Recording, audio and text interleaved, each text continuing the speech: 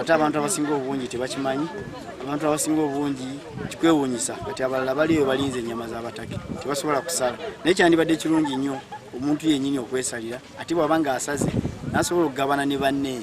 Nga tukolagana ne baganda baffe aba Turkish DNA Foundation of Turkey twafunye omukisa omwaka guno tugenda kubaaga ente ezisoba mu 1000 inshallah. Wano Embarara nga bwe mulaba olwaleero tugenda kubaaga ente 7 tuzibaaga leero bane twongeramu olunaku ente 3 zigenze footkoto wabula tusuubira okutwongera ente endala. Bantu bangi abagenda okuganyula mu nteekateeka eno omuli ab'Embarara, ab'e Bushenyi, ab'e Sheema, ab'e Kannungu, Kamwenge, Lukunjiri, Kabale n'ewalala. My name is Erkul. We come to slaughter up to 10,000 animals for you all, inshallah, in whole Uganda. In Embarara, we are doing about 700 cows for people who needs.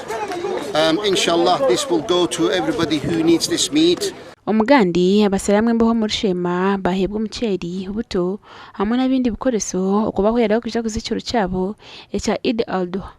Abebembezi boona ekiro kikuru nk'ekyabaho tulina okumanya nk'abantu nk'abo kuza omu marwariro kuza omu bihome kureebeka ngu abantu abo nabo bamanya ngu izoobeere n'eryokubonerwa kandi n'eryokurya gye bakashemerwa nitu abantu. It's not the first time. It has been routinely, in fact, year after year. We appreciated your support for being further to our Muslim community around.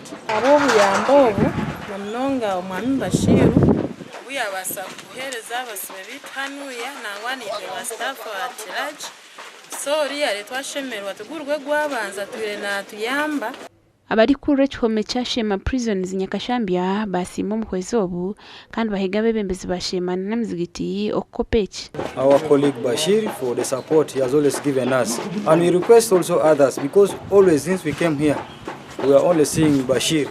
He's the one at least attending to our Muslim community around, but we request other mosques also and other people to come around and support us. Gasho kwa Arwaswa na Michael Atwachiri.